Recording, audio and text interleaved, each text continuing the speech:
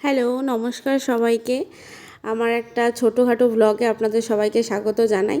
তো আজকে আমরা যাচ্ছি একটু কেনাকাটা করতে। তো বাড়ি থেকে আমরা সবাই বেরিয়ে গেছি।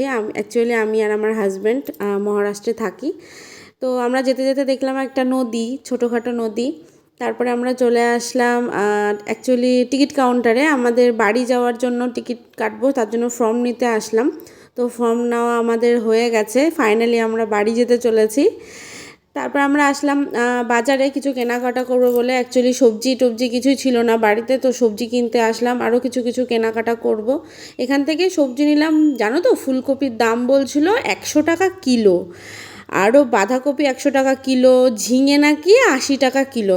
আমাদের ওয়েস্ট বেঙ্গলে জানিও তো তোমরা কমেন্টে দাম কত টাকা করে নিচ্ছে ওখানে।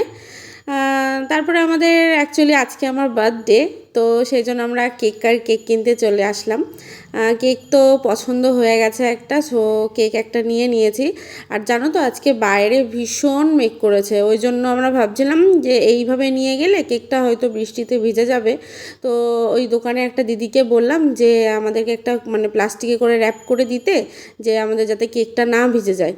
কিন্তু সেই অলমোস্ট আমরা আসার সময় সেই ভিজেই গেলাম, বৃষ্টিতে পড়েই গেলাম।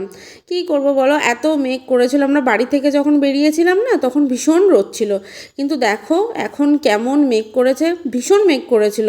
জানি না ক্যামেরাতে কতটা বোঝা যাচ্ছে, কিন্তু খুব মেঘ করেছিল। তারপরে আমরা এক জায়গায় দাঁড়িয়েছিলাম একটু চিকেন নেওয়ার জন্য। আর এটা জানো তো নাগপুর যাওয়ার রাস্তা, মেন হাইওয়ে, ন্যাশনাল হাইওয়ে 44 মনে হয়।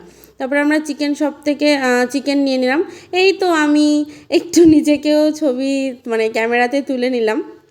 আর এই দেখো এখানে লেখা আছে নাগপুর কত কিলোমিটার, বারাণসী কত কিলোমিটার, জাম কত কিলোমিটার। তারপরে জানো তো আমরা বাড়িতে আসার সময় মানে এত বৃষ্টি হচ্ছিলো, আমাদের এক জায়গায় দাঁড়াতেই হয়েছিল লাস্টে। তারপরে বাড়ি এসে আমাদের কেক কাটা সেলিব্রেশন করব বলে একটা ছোট্ট একটা কেক নিয়ে আসলাম।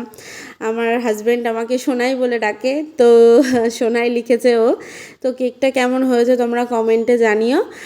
আর সবাই আমাকে উইশ করো, আমি যেন ভালো থাকি, সুস্থ থাকি, সাবধানে থাকি। সবাই একটু আশীর্বাদ করো। টাটা।